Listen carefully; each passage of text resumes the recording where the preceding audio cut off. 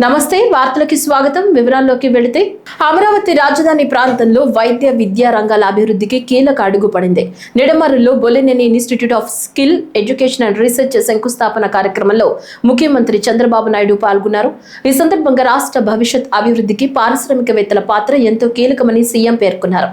చిన్న స్థాయిలో ప్రారంభమైన కిమ్స్ ఆసుపత్రి ప్రస్తుతం 30,000 కోట్ల రూపాయల ఆస్తిగా విస్తరించిందని సీఎం చంద్రబాబు తెలిపారు. ఎంటర్ప్రెన్యూర్ గా మారితేనే దేశానికి రాష్ట్రానికి సంపద సృష్టి సాధ్యమవుతుందని అన్నారు. అమరావతి అభివృద్ధి చెందాలంటే మరింత మంది పారిశ్రామికవేత్తలు ముందుకు రావాల్సిన అవసరం ఉందని స్పష్టం చేశారు. గతంలో హైదరాబాద్ లో తక్కువ సంఖ్యలో ఆసుపత్రులు, హోటళ్లు మాత్రమే ఉండేవని, ఇప్పుడు దేశానికే మెడికల్ హబ్ గా మారిందని సీఎం గుర్తు చేశారు. కిమ్స్ వంటి సంస్థలే ఆ అభివృద్ధికి కారణమన్నారు. అమరావతిలో 23 ఎకరాల్లో మెడికల్ కాలేజీ, మరో 2 ఎకరాల్లో స్కిల్ యూనివర్సిటీ ఏర్పాటు చేయడం వినూత్న ప్రయోగమని తెలిపారు. ఈ సంస్థ ద్వారా 1,00,000 మందికి నైపుణ్య శిక్షణ అందించే లక్ష్యంతో ముందుకు వెళుతున్నామని సీఎం వెల్లడించారు. ప్రపంచవ్యాప్తంగా వైద్యులు, నర్సులు, పారామెడికల్ సిబ్బంది, టెక్నీషియన్లకు భారీ డిమాండ్ ఉందని చెప్పారు. డాక్టర్లు కూడా ఇప్పుడు ఏఐ నేర్చుకోవాల్సిన పరిస్థితి వచ్చిందని వ్యాఖ్యానించారు. ఈరోజు మనందరం కూడా బైజర్ అమరావతి గడ్డపై నుంచి ఇది ఒక వినూత్నమైన ప్రయోగం. విద్యా వైద్యంలో తిరుగులేని స్థానంలో ఉండాలి. ఇప్పుడే ఎక్స్ప్లెయిన్ చేశారు. 25 ఎకరాల్లో చేపడుతున్నారు. ఇది 23 ఎకరాల్లో కాలేజ్ ఏర్పాటు చేస్తారు. ఇందులోనే స్కిల్ కూడా సెంటర్ కూడా ఎస్టాబ్లిష్ చేస్తారు. హాస్పిటల్ అంటే ఓన్లీ వైద్యుల్నే చూస్తాం, డాక్టర్లనే చూస్తాం. డాక్టర్ల కంటే ముఖ్యంగా కావాల్సింది నర్సెస్ కావాలి, పారామెడికల్ స్టాఫ్ కావాలి, టెక్నీషియన్స్ కావాలి. ఒకప్పుడు మనం అందరం కూడా ఎంబీబీఎస్ అంటే ఒక్క పేషెంట్ని ట్రీట్మెంట్ చేయడం వరకే చూసాం.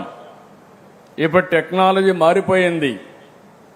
ఈ టెక్నాలజీ ఎంతవరకు పోయిందంటే డాక్టర్ కూడా ఏఐ నేర్చుకుంటే తప్ప, ఐటీ నేర్చుకుంటే తప్ప ప్రగతి సాధించలేని పరిస్థితికి వస్తున్నారంటే అది టెక్నాలజీకి ఉండే మహత్యం అని చెప్పి కూడా నేను మీకు తెలియజేస్తున్నా. రెండో విషయం కూడా ఇక్కడ నేను చూశాను, పిల్లలందరినీ ఎంత ఉత్సాహంగా ఉన్నారంటే, మీ ఉత్సాహం చూస్తూ ఉంటే నా విజన్ తప్పకుండా సాధిస్తానని నమ్మకం నాకు వస్తూ ఉంది. 23 నెలల కంటే ముందు ఈ రాష్ట్రంలో ఒక అరాచకం, ఒక విధ్వంసం, నా జీవితంలో అలాంటి పాలన ఎప్పుడూ నేను చూడలేదు, చూస్తాను కూడా అనుకోను. 50 సంవత్సరాలు సుదీర్ఘ రాజకీయ చరిత్ర. అలాంటివి మీరు చూసినప్పుడు నేనే ఎప్పటికప్పుడు నేర్చుకుంటానే ఉంటాను. అనునిత్యం నేను నిత్య విద్యార్థిని. ఇప్పుడు భాస్కర్ రావు గారితో మాట్లాడినప్పుడు ఒక మాట అంటే, నా మైండ్లో నా కంప్యూటర్లు ఎక్కించుకున్నాను. 1,00,000 ఉద్యోగాలు మా పిల్లలకి ఇవ్వాలనేది నా ప్రగాఢమైన ఆలోచన. మా ఆఫీసర్లు చెప్తే ఒకటే మాట చెప్పాను, మీరు బిజినెస్ రూల్స్ చూస్తారు, నేను పిల్లల భవిష్యత్తు చూస్తాను. మీకు నాకు ఇదే తేడా అని కూడా నేను చెప్పాను. ప్రధాని నరేంద్ర మోడీ ఆశీస్సులతో తిరుపతి, విశాఖపట్నం నగరాలను ఐకానిక్ హబ్లుగా తీర్చిదిద్దనున్నామని పర్యాటక శాఖ మంత్రి కందుల దుర్గేష్ తెలిపారు. ఇవాళ ఉదయం తిరుమల శ్రీవారిని మంత్రి కందుల దుర్గేష్ దర్శించుకున్నారు. దర్శనానంతరం ఆలయంలోని రంగనాయకుల మండపంలో వేద పండితులు ఆశీర్వచనం పలుకగా అధికారులు తీర్థ ప్రసాదాలు అందజేసి శేషవస్త్రంతో సత్కరించారు. ఆలయం వెలుపల ఆయన మీడియాతో మాట్లాడుతూ రాయలసీమ ప్రాంతాన్ని ఆధ్యాత్మిక హబ్ తో పాటు పర్యాటక హబ్ గా తయారు చేయనున్నట్లు తెలిపారు. రాష్ట్ర ప్రభుత్వం పబ్లిక్ ప్రైవేట్ భాగస్వామ్యంతో రాష్ట్రాన్ని ప్రపంచ పర్యాటక కేంద్రంగా అభివృద్ధి చేస్తుందన్నారు. తిరుమలలో వెంకటేశ్వర స్వామి యొక్క దర్శనాన్ని చేసుకోవడం జరిగింది. మా నియోజకవర్గంలోని ముఖ్యులు కలిసి వచ్చి దర్శనం చేసుకున్నాం. ఒక అద్భుతమైనటువంటి దర్శనం జరిగింది. ప్రథమ దర్శనం లభించడం అనేది అదృష్టంగా భావిస్తూ, ప్రధానంగా ఈరోజు తిరుపతిలో జరుగుతున్నటువంటి కొన్ని కార్యక్రమాల్లో పాల్గొనడానికి రావడం జరిగింది. తిరుపతిని, అదేవిధంగా రాయలసీమ ప్రాంతాన్ని ఆధ్యాత్మిక హబ్తో పాటు పర్యాటక హబ్గా కూడా తయారు చేయాలనేటువంటి ఆలోచనతోటి ఆంధ్రప్రదేశ్ రాష్ట్ర ప్రభుత్వం ముఖ్యమంత్రి చంద్రబాబు నాయుడు గారు, ఉప ముఖ్యమంత్రి పవన్ కళ్యాణ్ గారుల నేతృత్వంలో అనేక కార్యక్రమాలను చేపడుతున్న సంగతి మీకు తెలుసు. ముఖ్యంగా రాబోయే రోజుల్లో ఒక పక్కన విశాఖపట్నం, మరో పక్కన తిరుపతి, ఈ రెండింటినీ కూడా ఐకానిక్ హబ్స్గా తయారు చేయడానికి ఒక ప్రత్యేకమైన కార్యక్రమాన్ని చేపడతా ఉన్నాం. కేంద్ర ప్రభుత్వం కూడా నరేంద్ర మోడీ గారి యొక్క ఆశీస్సులతోటి పర్యాటక శాఖ ఆంధ్రప్రదేశ్లో 2 ప్రధానమైన ప్రాజెక్టులకి వారు శాంక్షన్ చేయబోతున్నారు. అందులో ఒకటి తిరుపతి, మరొకటి విశాఖపట్నం. ఈ 2 ప్రాంతాల్లోనూ కూడా పర్యాటక హబ్గా తయారు చేసి ఇక్కడ వచ్చిన వాళ్ళు ఒక 2-3 రోజులు ఉండే విధంగా వసతి సౌకర్యం కల్పించాలనేటువంటి ఆలోచనతోటి ఈ మధ్యకాలంలో తీసుకొచ్చినటువంటి ప్రత్యేక పాలసీ ద్వారా ప్రైవేట్ భాగస్వామ్యాన్ని ఆహ్వానిస్తున్నాం. ఇవాళ చాలామంది ఇక్కడ పెట్టుబడులు పెట్టడానికి, ఇక్కడ 5 స్టార్ హోటల్స్, 4 స్టార్ హోటల్స్ నిర్మించడానికి ముందుకు వచ్చారు. ఈ మధ్యకాలంలోనే రమారమి ఒక 100 హోటల్స్ ఇక్కడ శాంక్షన్ చేయడం జరిగింది. తిరుపతి తాతయ్య గుంట గంగమ్మ జాతరలో భాగంగా ఈ రోజు ఉదయం విశ్వరూప దర్శనంలో వేలాది మంది భక్తులు అమ్మవారిని దర్శించుకున్నారు. మట్టితో గంగమ్మ తల్లి విశ్వరూపాన్ని తయారు చేసి కైకాల కులస్తులు చెంప నరకడంతో గంగమ్మ జాతర ముగిసింది. విశ్వరూప ప్రతిమలోని మట్టిని పొందేందుకు భక్తులు ఎగబడ్డారు. విశ్వరూప మట్టిని నీటిని కలుపుకొని సేవిస్తే అనారోగ్య సమస్యలు తీరుతాయని భక్తుల ప్రగాఢ నమ్మకం. విశ్వరూప దర్శనంతో వారం రోజుల పాటు వైభవోపేతంగా జరిగిన గంగమ్మ జాతర ముగిసింది.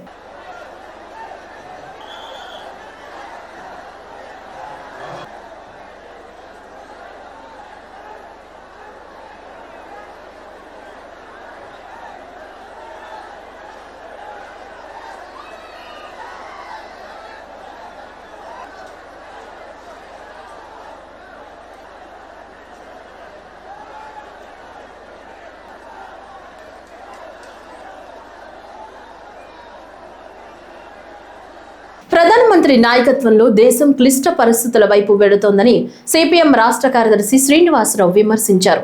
డాక్టర్ బిఆర్ అంబేద్కర్ కోనసీమ జిల్లా కేంద్రం అమలాపురంలో నిర్వహించిన మీడియా సమావేశంలో ఆయన మాట్లాడుతూ పశ్చిమాసియా యుద్ధ పరిస్థితులను సాకుగా చూపి కార్పొరేట్ సంస్థలకు కేంద్ర ప్రభుత్వం రాయితీలు ఇస్తోందని ఆరోపించారు. దేశంలో గడ్డు పరిస్థితులు వస్తాయన్న మోదీ వ్యాఖ్యలు హాస్యాస్పదమని, అదే విషయాన్ని కార్పొరేట్ సంస్థలకు ఎందుకు చెప్పడం లేదని ప్రశ్నించారు. పెట్రోల్, డీజిల్ కోసం ప్రజలు బంకుల వద్ద బారులు తీరిన పరిస్థితులు కేంద్ర ప్రభుత్వ వైఫల్యానికి నిదర్శనమని శ్రీనివాస్ అన్నారు. మొన్న ప్రధానమంత్రి హైదరాబాద్ వచ్చిన సందర్భంలోనూ, ఆ తర్వాత ఢిల్లీలో సిఐఏ మీటింగ్ సందర్భంలో రాబోయే గడ్డు రోజులు చాలా తీవ్రంగా ఉంటాయి, సంక్షోభం ఉంటుంది, అందుకని అందరూ పొదుపు చర్యలకి సిద్ధపడాలని ప్రజల్ని మానసికంగా సంసిద్ధం చేయడానికి, రాబోయే సంక్షోభంలో భారాలు నెత్తి మీదేసి పిడుగులు కురిపించడానికి కేంద్ర ప్రభుత్వం మోడీ సారథ్యంలో ప్రయత్నిస్తున్నది అనేది స్పష్టంగా కనిపిస్తున్నది. యుద్ధం పేరు చెప్పి ఈరోజు ఆయిల్ దొరకటం లేదు, ఆయిల్ వినియోగం తగ్గించండి, అలాగే నూనె వస్తువులు వాడటం తగ్గించండి, బంగారం కొనటం తగ్గించండి, విదేశీ యాత్రలు మానుకోండి, ఇవన్నీ శుద్ధులన్నీ చెప్పారు. 1990లో చంద్రశేఖర్ హయాంలో ఏ రకమైనటువంటి సంక్షోభం ఎదుర్కొన్నదో దేశం ఈరోజు అంతకన్నా తీవ్రమైనటువంటి సంక్షోభంలో ఉన్నది అనేది స్పష్టం అవుతున్నది. అంటే ఇప్పటిదాకా మేము సూపర్ పవర్ చేశాము, దేశాన్ని విశ్వగురువుగా మార్చేస్తున్నాం, 4వ స్థానంలోనో 5వ స్థానంలో చెప్పే మాటలను ఒట్టి కబుర్లు తప్ప వాస్తవం కాదు. రాబోయే రోజుల్లో ప్రజల మీద భారాలు వేయడానికి అసెంబ్లీ ఎన్నికలు అయిపోయినాయో లేదో వెంటనే పెట్రోల్, డీజిల్ ధరలు పెంచేస్తున్నారు, గ్యాస్ ధరలు పెంచేశారు. అబ్నార్మల్గా కమర్షియల్ రేటు దాదాపు 900, అంటే 2000 నుంచి 3000 రూపాయలు చేసేసారు. అది కూడా బ్లాక్ మార్కెట్లో అవుతా ఉన్నది. దీని అంతటి కూడా కేంద్ర ప్రభుత్వం యొక్క వైఫల్యం, వాళ్ళ చేతకానితనం, వాళ్ళ కార్పొరేట్ విధానాలే ప్రధానమైనటువంటి కారణం. మన రాష్ట్రంలో మనకి ఇప్పుడు సామెత ఉంది, అంగట్లో అన్నీ ఉన్నాయి, అల్లున్నట్లో శని ఉంది అన్నట్టు. ఇక్కడ ఈ కోనసీమలోనే కృష్ణా గోదావరి బేసిన్లో ఆయిల్, గ్యాసు పుష్కలంగా దొరుకుతున్నది. మన రాష్ట్ర అవసరాలకు పోను ఇంకా బోలెడంత మిగులుతుంది. గ్యాస్ 21,000 మెట్రిక్ టన్నుల గ్యాస్ ప్రతిరోజు ఉత్పత్తి అవుతుంది. రిలయన్స్ దీన్ని తరలించుకుపోతున్నది. ఇక్కడి నుంచి మహారాష్ట్ర, గుజరాత్కి ఒక్క బొట్టు గ్యాస్ కూడా, 1 కేజీ గ్యాస్ కూడా మనకు మిగల్చడం లేదు. పైప్ లైన్ వేసి తీసుకెళ్తున్నారు. ప్రధానంగా చూసుకున్నప్పుడు అభివృద్ధి అనేటువంటిది చాలా దూరంగా ఉన్నటువంటి పరిస్థితి కనబడుతుంది. మా శ్రీనివాసరావు గారు చెప్పినట్టు అనేక నిక్షేపాలు ఉన్నాయి, ఆయిల్ నిక్షేపాలు ఉన్నాయి, సహజ వనరులు ఉన్నాయి, విశాలమైనటువంటి సముద్ర తీరం, అట్లాగే గోదావరి తీరం, కొబ్బరి చెట్లు, చుట్టూ పంట పొలాలు ఉన్నటువంటి నేపథ్యంలో ఈరోజు అంబేద్కర్ కోనసీమ జిల్లాలో చాలా ప్రకృతి విధ్వంసాన్ని కొంతమంది సృష్టించిన పరిస్థితి ఉంది. ప్రధానంగా అక్రమ ఆక్వా చెరువులకు సంబంధించి అంటే దళితులు బలహీన వర్గాలకు చెందినటువంటి కాలనీలు కానుకుని చెరువులు తవ్వేస్తున్నటువంటి పరిస్థితి. మేమే ఆక్వా రంగానికి వ్యతిరేకం కాదు, ఆక్వా ఎగుమతికి కానీ లేకపోతే ఆక్వా ఉత్పత్తికి వ్యతిరేకం కాదు, కానీ ఆ పేరుతో విధ్వంసాన్ని సృష్టించేటువంటి ప్రయత్నం చేస్తున్నారు. దీన్ని తీవ్రంగానే మేము ఖండిస్తా ఉన్నాం. అట్లా డాక్టర్ బిఆర్ అంబేద్కర్ కోనసీమ జిల్లా అమలాపురంలో 30వ ఆంధ్రప్రదేశ్ వ్యవసాయ కార్మిక సంఘం మహాసభలు 2వ రోజు ఘనంగా నిర్వహించబడ్డాయి. గంగరాజు ఫంక్షన్ హాల్లో జరిగిన ఈ మహాసభల్లో అఖిల భారత నాయకులు పాల్గొని కేంద్ర రాష్ట్ర ప్రభుత్వాల విధానాలపై తీవ్ర స్థాయిలో విమర్శలు గుప్పించారు. అఖిల భారత వ్యవసాయ కార్మిక సంఘం ప్రధాన కార్యదర్శి బి వెంకట్ మాట్లాడుతూ మహాత్మా గాంధీ ఉపాధి హామీ పథకం పేరును జీరామ్జీగా మార్చడాన్ని తీవ్రంగా వ్యతిరేకిస్తున్నామని తెలిపారు. ప్రధాని, ముఖ్యమంత్రి, ఉప ముఖ్యమంత్రి రైతులు, వ్యవసాయ కూలీలు, కౌలు రైతుల పట్ల నిర్లక్ష్యంగా వ్యవహరిస్తున్నారని విమర్శించారు. రాష్ట్రంలోని ప్రతి పేద కుటుంబానికి 2 ఎకరాల భూమి పంపిణీ చేయాలని, లేకపోతే తామే భూములను పంపిణీ చేసే ఉద్యమానికి దిగుతామని హెచ్చరించారు. ఈ త్రిమూర్తులు చేస్తున్నది అభివృద్ధి ముసుగులో ప్రజలని యొక్క సంపదని కార్పొరేట్లకు దోసిపెట్టడం. ఈ త్రిమూర్తులు అమరావతి పేరుతో మా వనరులన్నింటినీ విదేశీ కంపెనీలకు ఇవ్వటం, అభివృద్ధి పేరుతో బంగారం పేరుతో ఆంధ్ర బంగారం మోడీ గారి బంగారం, చంద్రబాబు నాయుడు గారి బంగారం, ఈ బంగారం పేరుతో బడుగు జీవులందరిని కూడా బలివ్వటం. కాబట్టి ఉపాధి హామీ మీద, భూ సమస్యల మీద రేపు 15వ తారీఖున ఉపాధి హామీ నోటిఫికేషన్ వచ్చేసింది, కేంద్ర ప్రభుత్వం రిలీజ్ చేసింది. రేపు 15వ తారీఖున దేశవ్యాప్తంగా ఉపాధి హామీ కార్మికుల సమ్మె జరుగుతుంది. అలాగే పంచాయతీల ముట్టడి జరుగుతూ ఉంది. దీనితో పాటు దీని కొనసాగింపుగా క్విట్ ఇండియా డే స్ఫూర్తిగా ఆగస్టు 9వ తారీఖు నుంచి దేశవ్యాప్తంగా కలిసొచ్చి అన్ని సంఘాలను కలుపుకొని కార్మికులు, కర్షకులు, వ్యవసాయ కార్మికుల ఆధ్వర్యంలో జైలు బరో కార్యక్రమం జరుగుతూ ఉంది. ఈ వ్యవసాయ కార్మిక సంఘం 30వ రాష్ట్ర మహాసభ ఏ నేపథ్యంలో జరుగుతుందంటే 2025 డిసెంబర్లో 2006 నుండి ఈ దేశంలో అమలు జరిగినటువంటి ఉపాధి హామీ చట్టాన్ని విజీ రామ్జీ పేరుతోటి మార్పు చేసి పని దినాలు పెంచుతున్నామని చెప్పి మోసగించి దానికి బడ్జెట్ కేటాయింపుల నుంచి కేంద్ర ప్రభుత్వం మరి వైదొలగి అంటే 60-40% మార్చి ఆ చట్టం పేరులోనే కాదు అమలులో కూడా నిర్వీర్యం చేసింది. హామీ గ్యారంటీ అనేటువంటి పదాలు లేకుండా చేసింది. 11,000 కోట్లతో ప్రారంభమైనటువంటి ఈ పథకం ఈ రోజున 86,000 కోట్ల రూపాయలు ఈ గ్రామీణ ఉపాధి కార్మికులకి చెల్లించాల్సినటువంటి పరిస్థితి ఉన్నది. విజయవాడ తూర్పు నియోజకవర్గంలోని 14వ డివిజన్లో తెలుగుదేశం పార్టీ కార్యాలయాన్ని ఎంపీ కేశినేని చిన్ని, MLA Gadde Rammohan, TDP senior నాయకుడు బొప్పన భవకుమార్ కలిసి ప్రారంభించారు. ఈ సందర్భంగా కార్యకర్తలు, నాయకులు ఎంపీ చిన్నికి ఘన స్వాగతం పలికారు. కార్యక్రమంలో ఎంపీ చిన్ని మాట్లాడుతూ విజయవాడ తూర్పు నియోజకవర్గంలోని 14వ డివిజన్లో పార్టీ కార్యాలయం ప్రారంభించడం ఆనందంగా ఉందన్నారు.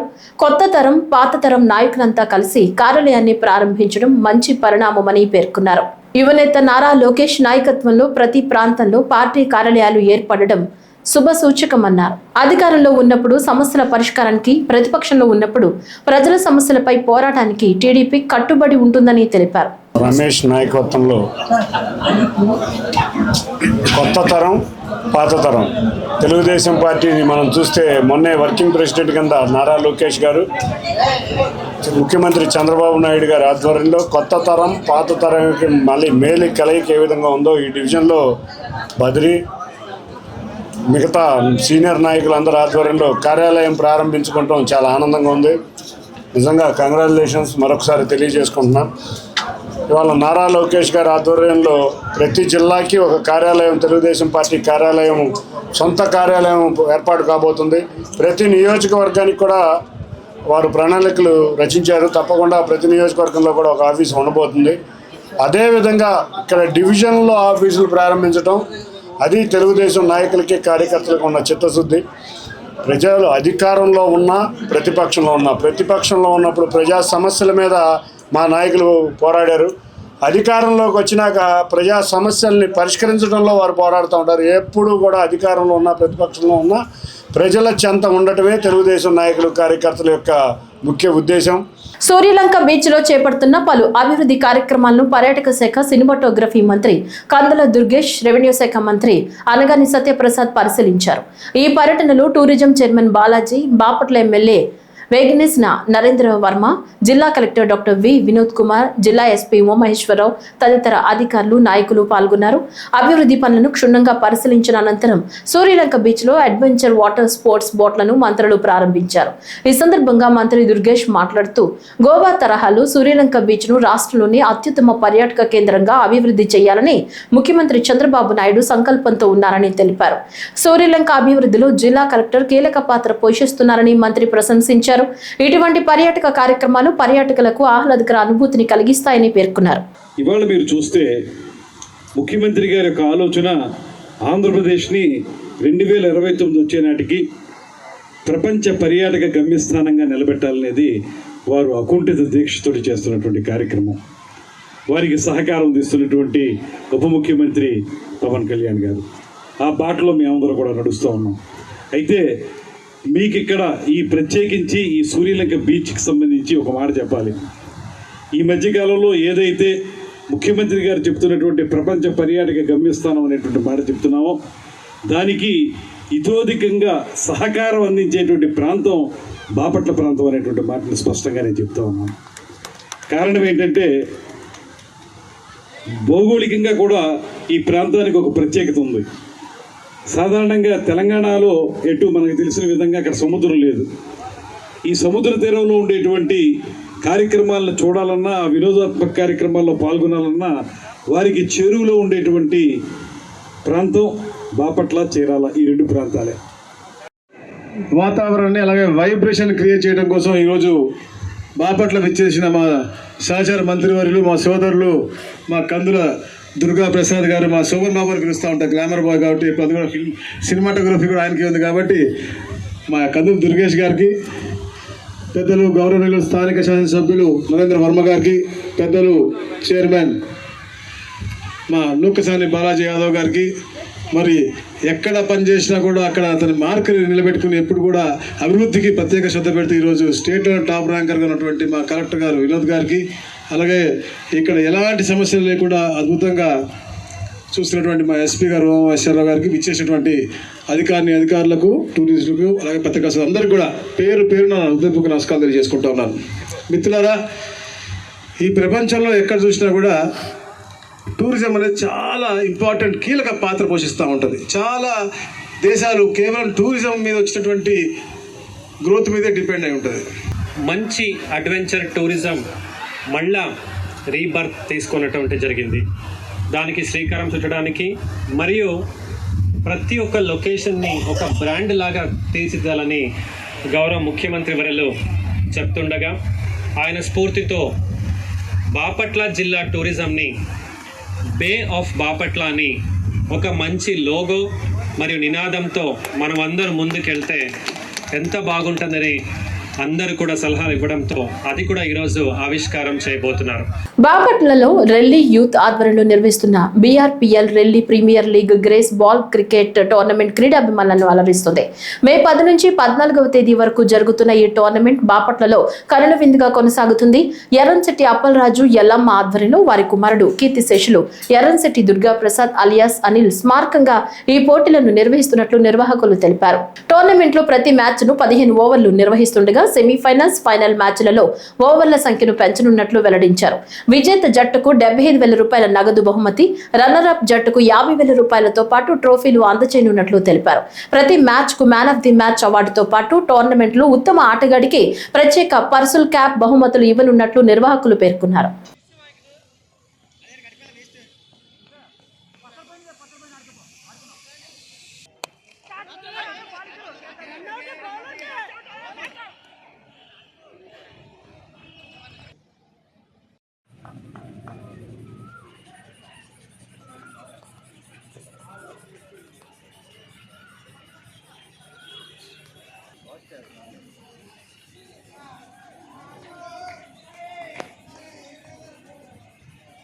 పొన్నూరులో వైఎస్ఆర్సీపీ రాష్ట్ర అధికార ప్రతినిధి శ్యామల కూటమి ప్రభుత్వంపై తీవ్ర స్థాయిలో విమర్శలు గుప్పించారు.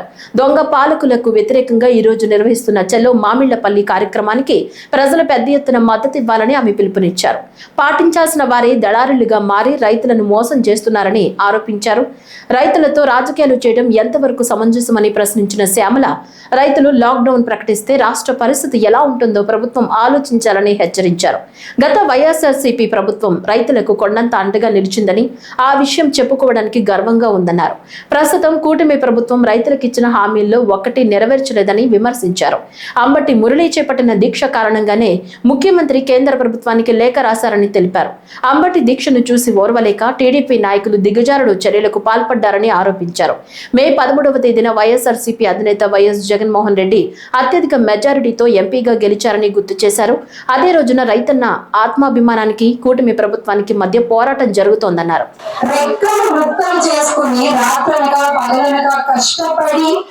కాయ కష్టం చేసుకుని మీ కడుపు నింపే అన్నదాతతో రాజకీయమా? అన్నదాతతో రాజకీయం చేస్తావా? రైతుతో రాజకీయమా? కర్షకుడితో రాజకీయమా? ఎంత అన్యాయం అండి ఇది. నిజంగా రైతు కనుక రాజకీయం చేయడం మొదలు పెడితే తట్టుకోగలరా? రైతు లాక్డౌన్ అని అనౌన్స్ చేస్తే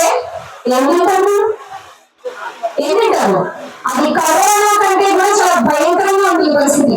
రైతు కనుక లాక్డౌన్ అనౌన్స్ చేస్తే ఇది గుర్తు పెట్టుకోవాలి. ప్రస్తుత కూటమి ప్రభుత్వం గత ప్రభుత్వంలో తీసుకుంటే వైఎస్ జగన్మోహన్ రెడ్డి గారి నాయకత్వంలో మట్టిని టెస్ట్ చేసి ఎక్కువ ఎండల వల్ల కానీ పంట నష్టపోతే, పురుగు పట్టి పంట నష్టపోతే బీమా ఇచ్చి అనుకున్నారా లేదా? మరి ఈ రోజున కూటమి ప్రభుత్వం మీరు అధికారంలోకి వచ్చిన దగ్గర నుంచి ఈ రోజు వరకు రైతుకి ఇచ్చిన ఒక్క హామీ నెరవేర్చారా అని మిమ్మల్ని ప్రశ్నిస్తున్నాం. ఒక్క హామీ నెరవేర్చారా? చెప్పండి ధైర్యంగా.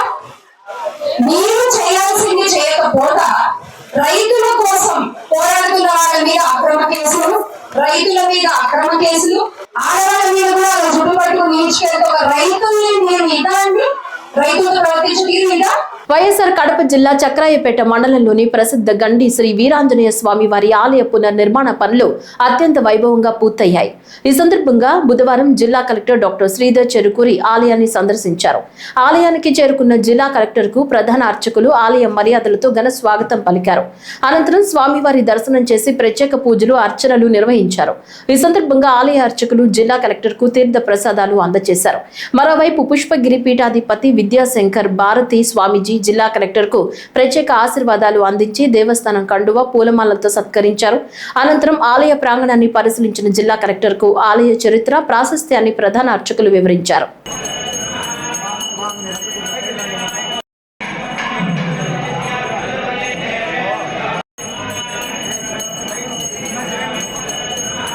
కడప నగరంలోని అల్పాస్పేట కూడలి వద్ద ఇటీవల జరిగిన ఘటన వెనుక వైకాపా కుట్ర ఉందని ప్రభుత్వ విప్ జమ్మలమడుగు ఎమ్మెల్యే ఆదినారాయణ రెడ్డి ఆరోపించారు.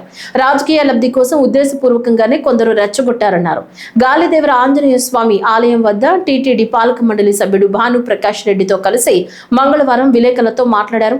తాజాగా ముగిసిన కడప నగరపాలక సంస్థ ఆధ్వర్యంలో గతంలో నిర్వహించిన కౌన్సిల్ సమావేశంలో వైకాపా కౌన్సిలర్లు చేసిన తీర్మానం వల్లే ఇదంతా జరిగిందన్నారు. పోలీసులు సకాలంలో స్పందించడంతోనే పరిస్థితి అదుపులోకి వచ్చిందన్నారు. వైకాపా అధినేత జగన్ ముఖ్యమంత్రిగా ఉన్నప్పుడు రాష్ట్ర రాజధానిగా అమరావతి పేరు వద్దని 3 రాజధానులు ఏర్పాటు చేస్తామన్నారని, ఇప్పుడు మావిగన్ అనే పేరు పెట్టొచ్చని చెబుతూ కన్ఫ్యూజ్ అవుతున్నారన్నారు. అలాంటి కన్ఫ్యూజన్ అనే అల్ఫాస్పేట కూడలి పేరు విషయంలోనూ జరిగిందని ఆరోపించారు. జగన్ కు కేవలం రాజకీయాలే కావాలని, ఎవరు ఎలా పోయినా ఆయన పట్టించుకోరన్నారు. ఉదయాన్నే గండి క్షేత్రానికి పోవడం జరిగింది. మంత్రి గారు కూడా రావడం జరిగింది. చాలా అద్భుతంగా కార్యక్రమం, రేపటితో ఆ కార్యక్రమం ముగుస్తుంది. ఈరోజు జరిగే ఈ సిటీలో మా సుబ్బారెడ్డి గారు చెప్తున్నారు, దాదాపు 10 చోట్ల శోభాయాత్ర. ఇంతకుముందు కూడా అయోధ్య జరిగేటప్పుడు అద్భుతంగా కడప నగరంలో ఎక్కడ రాష్ట్రంలో జరగని విధంగా జరిగింది. కానీ చిన్న సంఘటన, దాని ఇప్పుడు సైన్స్ అండ్ టెక్నాలజీ బాగా పెరిగింది, ఎడ్యుకేషన్ పెరిగింది, అంతరిక్షంలోకి పోయి అక్కడ జరిగే కార్యక్రమాలు కూడా తెలుసుకోండి. ఈ రోజుల్లో చిన్న చిన్న ఆలోచనలతో రెచ్చగొట్టేది మానుకోవాలి, ముఖ్యంగా వైఎస్ఆర్ పార్టీ వాళ్ళు. మన జరిగినది వాళ్ళు కానే కాదు, స్థానికులు కాదు, వైఎస్ఆర్ పార్టీ వాళ్ళు స్పష్టంగా. దీనికి పేరు పెట్టడం కాదు, వాళ్ళకి కావాల్సింది డిస్టర్బెన్స్. అమరావతిని ఒప్పుకునే జగన్మోహన్ రెడ్డి మళ్ళీ 3 రాజధానులని మళ్ళీ అమరావతి రీస్టార్ట్ చేస్తే మోడీ గారు దాన్ని ఒప్పుకోకుండా మావి గారు అంటే కన్ఫ్యూజ్ చేసేదానికి ప్రతి ఒక్క కార్యక్రమం చేస్తారు. మన జరిగిన ఆల్మాస్పేటలో కూడా టిప్పు సుల్తాన్ పేరు అనేది పైకి అసలు రాజకీయం.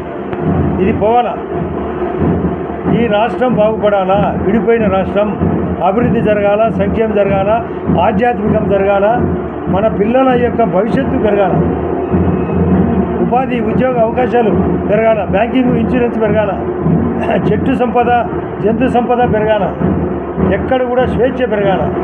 స్వేచ్ఛ పెరగాల్సిన చోట స్వేచ్ఛ నశించడం, ముఖ్యంగా ఇక్కడ ఎవరిని రెచ్చగొట్టాల్సిన అవసరం లేదు.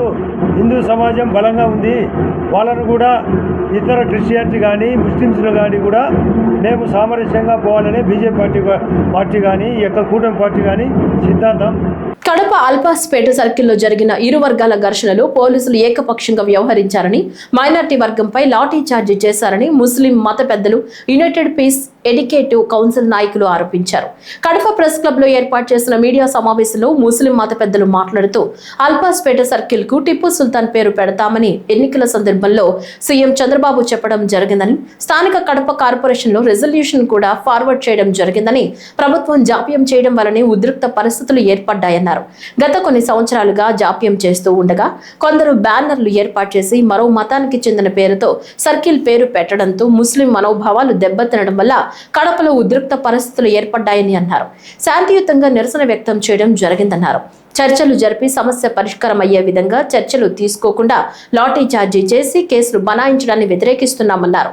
ముస్లింల మనోభావాలను గౌరవిస్తూ కడపను నిర్మించిన నేక్ నామ్ ఖాన్, అబ్దుల్ కలాం ఆజాద్, అబ్దుల్ కలాం, టిప్పు సుల్తాన్ పేర్లతో కడప నగరంలో 4 సర్కిళ్లను ఏర్పాటు చేయాలని డిమాండ్ చేశారు. త్వరలో సీఎంను చంద్రబాబును కలిసి కడపలో జరుగుతున్న పరిణామాలను వివరించడం జరుగుతుందన్నారు. ये मसला कई दिनों से चल रहा था, कई दिनों से इलीगल बैनर लगाए जा रहे थे, वो सारी चीज़ें गवर्नमेंट की नोटिस में आ रही थी, मगर गवर्नमेंट ने प्रिवेंशन एक्शन क्यों नहीं लिया? और फिर हफ्ते के दिन जिस दिन ये वाक़या हुआ है उस दिन 4 साढ़े 4 बजे हमारे कलेक्टर साहब ने कड़पे के चंद गिने चुने लोगों को फ़ोन कॉन्फ्रेंसिंग के ज़रिए से बात की है. उसमें मौलाना भी थे और मैं भी था. बहुत सारे लोगों से हमारे कलेक्टर साहब ने डिस्कस किया और कहा कि ये जो वाक़या हुआ है इसके ऊपर आप क्या सोचते हैं, आपका क्या ख्याल है. कलेक्टर साहब ने पूछा है. इससे क्या मालूम होता है? इससे ये मालूम होता है कि ये मामला बातचीत के ज़रिए से, आपसी गुफ्तगू के ज़रिए से हल करने का मसला था. और फिर अगर ये कलेक्टर साहब ने जो किया है वो इस वाक़ये से पहले करते तो बहुत अच्छी बात थी.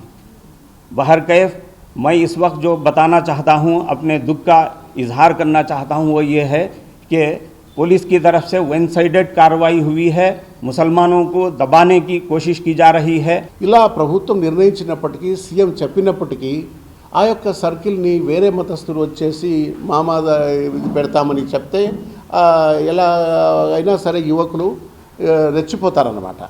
అక్కడ వీరు నిరసన తెలిపారు కదా, కట్టెలు తీసుకొచ్చారా, గొడవలు తీసుకొచ్చారా, ఏమైనా ఆయుధాలు తెచ్చారా? ఏం లేదు, పీస్ఫుల్గా వచ్చి నిలబడ్డారు. లేదు ఇది టిప్పు సుల్తాన్ సర్కిల్ అని ప్రకటించారు కదా, దాని ప్రకారం అదే ఉండాలి అనేసి. అటువంటప్పుడు ప్రభుత్వం దాన్ని సంప్రదింపులతో దాన్ని నిర్ణయించాలి. అలా జరగలేదు, ఉద్రిక్త చెలరేగింది. జరిగిన సంఘటన ఏమో జరిగింది. చేరిన వారికి పోలీసు వారు కట్టెలతో చాలా నిర్దాక్షిణ్యంగా వారిని చెతకబాదారు. పండితుడని చూడలేదు, పిల్లలని చూడలేదు, వృద్ధులని చూడలేదు. అది చాలా బాధాకరమైనటువంటి విషయం. మరో విషయం ఆలోచించాల్సింది ఏమిటంటే, నేను కలెక్టర్ గారికి చెప్పాను, కడప ముస్లిం మెజారిటీ ఉన్నటువంటి ఏరియా. ఈ ఏరియాలో ఎక్కడ ఏ ఒక్క సర్కిల్గా ముస్లిం పేరుతో లేదు. ఇంకా మీ ప్రభుత్వం వాళ్ళే టిప్పు సుల్తాన్ పేరుతో ఒక సర్కిల్ పెడతామంటే ఇంత రచ్చ జరుగుతుంది. ఇలా ఉండకూడదు. వారికి కూడా వారి మనోభావాలు తెలుసుకోవాలనేసి హనుమాన్ జయంతి సందర్భంగా కాజీపేట మండలం నందిపాడులో 12 అడుగుల విగ్రహాన్ని మే 13వ తేదీ గ్రామ ప్రజలందరూ ఘనంగా విగ్రహ ప్రతిష్ఠ నిర్వహించారు. ఈ సందర్భంగా గ్రామంలో కోలాటం మరియు ఎడ్ల పందాల పోటీలు నిర్వహించారు. ఈ పందాల పోటీలకు జిల్లా నలుమూలల నుంచి ఎడ్లు పందెంలో పాల్గొన్నాయి.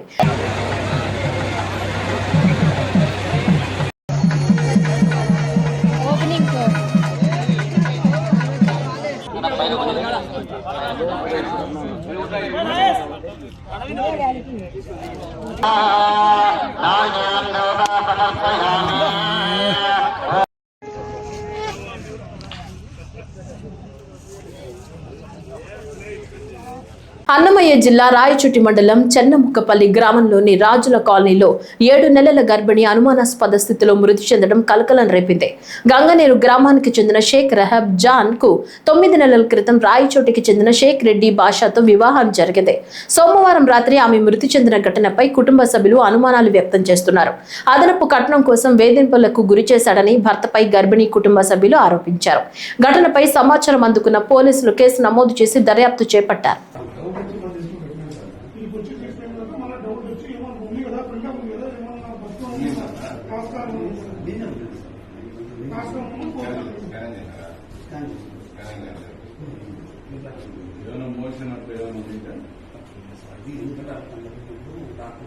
కడప జిల్లా ప్రొద్దుటూరులో మాజీ ఎమ్మెల్యే రాచమల్లు శివప్రసాద్ రెడ్డి చౌడూరు రైతులతో కలిసి తహసీల్దార్ను కలిశారు.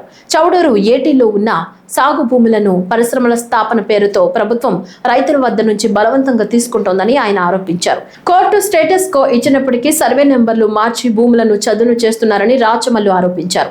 657 సర్వే నెంబర్ కాదని చెబుతూ 699/1, 699/3 సర్వే నెంబర్లలో పనులు చేస్తున్నారని పేర్కొన్నారు. సబ్ డివిజన్ కారణంగా సర్వే నెంబర్లు మారాయని, రైతులకు అన్యాయం చేసే కుట్ర జరుగుతోందని విమర్శించారు. అలాగే ఎమ్మెల్యే వరదరాజుల రెడ్డి, ఆయన కుమారుడు కొండారెడ్డి ఇసుక వ్యాపారంతో కోట్ల రూపాయలు సంపాదిస్తున్నారని ఆరోపించారు. డ్యాంలు నిండితే చౌడూరు, శంకరాపురం, కాకిరేణిపల్లె గ్రామాలు ముంపుకు గురయ్యే ప్రమాదం ఉందని ఆందోళన వ్యక్తం చేశారు. ఏపీఐఐసి, ఆర్డీఓ అధికారులు అధికార ఒత్తిడికి లొంగి వ్యవహరిస్తున్నారని, ఇసుక అక్రమాలపై అధికారులు ప్రేక్షక పాత్ర పోషిస్తున్నారని మాజీ ఎమ్మెల్యే రాచమల్లు శివప్రసాద్ రెడ్డి మండిపడ్డారు. వీళ్ళ సమస్య మీద గత 3 నెలలుగా మేము పోరాటం చేస్తానే ఉంటాం. వరదరాజిరెడ్డి గారి పుణ్యమా అని చెప్పి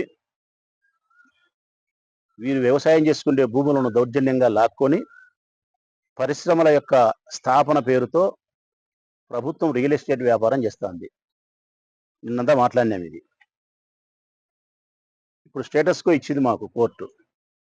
ఆ స్టేటస్ కోలో వాళ్ళు చెప్పేది ఏంటంటే కనుక 657 సర్వే నెంబర్లో ఉండబడిన ఈ 16 మంది రైతుల యొక్క భూములను మేము సదును చేయలేదు.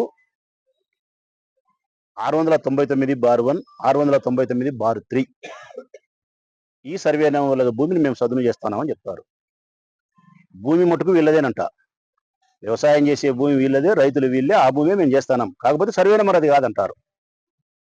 భూమి అదే, సంఖ్య మాత్రం అది కాదు. ఈ టెక్నికల్ కారణానికి కారణం ఏమంటే సబ్ డివిజన్ చేసినారు. పూరా నెంబర్ ఇదే అంతా.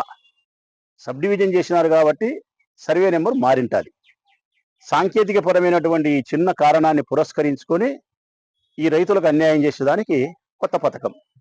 పర్వాలే, మళ్ళీ న్యాయస్థానాన్ని ఆశ్రయిస్తాం, ఇబ్బంది ఏం లేదు. వైఎస్ఆర్ కడప జిల్లా పులివెందుల నియోజకవర్గ పర్యటనలో భాగంగా బుధవారం జిల్లా కలెక్టర్ డాక్టర్ శ్రీధర్ చెరుకూరి చక్రాయిపేట మండల పరిధిలోని గండి సమీపంలో పాపాగ్ని నదిలో జరుగుతున్న త్రాగునీటి పైప్ లైన్ ప్రాజెక్టు పనులను పరిశీలించారు. ఈ ప్రాజెక్టు ద్వారా సుమారు 300 గ్రామాలకు త్రాగునీరు అందించనున్నట్లు అధికారులు తెలిపారు. ఆర్డబ్ల్యూఎస్ ఆధ్వర్యంలో మెగా ప్రాజెక్ట్ ఏజెన్సీ నిర్వహిస్తున్న పనుల పురోగతిపై అధికారులతో మాట్లాడిన జిల్లా కలెక్టర్ పనులను వేగవంతంగా పూర్తి చేయాలని ఆదేశించారు. అనంతరం చక్రాయిపేట జిల్లా పరిషత్ ఉన్నత పాఠశాల, వేంపల్లె జడ్పీ హైస్కూల్ ప్రాంగణంలో నిర్మిస్తున్న సెంట్రలైజ్డ్ స్మార్ట్ కిచెన్ బిల్డింగ్ల పనులను పరిశీలించారు. డొక్కా సీతమ్మ మధ్యాహ్న భోజన పథకానికి సంబంధించి నిర్మిస్తున్న కిచెన్ షెడ్ల పనుల్లో పలు మార్పులు సూచిస్తూ పాఠశాల పునః ప్రారంభం నాటికి నిర్మాణాలు పూర్తి చేసి నిర్వహణలోకి తీసుకురావాలని అధికారులను ఆదేశించారు.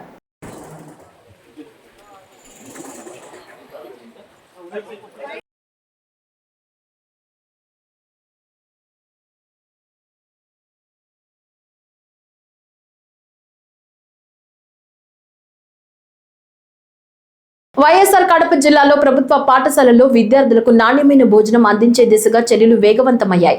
కమలాపురం నియోజకవర్గ పర్యటనలో భాగంగా పెండ్లిమర్రి మండలం వెల్లటూరు జెడ్పీ హై స్కూల్లో నిర్మాణంలో ఉన్న సెంట్రలైజ్డ్ స్మార్ట్ కిచెన్ భవనాలను జిల్లా కలెక్టర్ డాక్టర్ శ్రీధర్ చెరుకురి పరిశీలించారు. కిచెన్ షెడ్ల నిర్మాణ పనులపై ఇంజనీరింగ్ అధికారులకు పలు సూచనలు చేసిన కలెక్టర్ పాఠశాలలు పునఃప్రారంభమయ్యే నాటికి స్మార్ట్ కిచెన్లను అందుబాటులోకి తీసుకురావాలని ఆదేశించారు.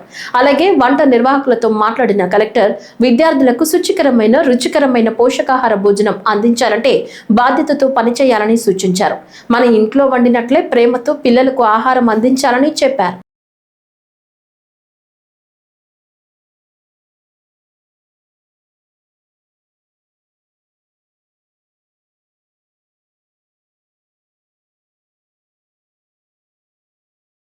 ఈ వార్తలు ఇంతటితో సమాప్తం. నమస్కారం.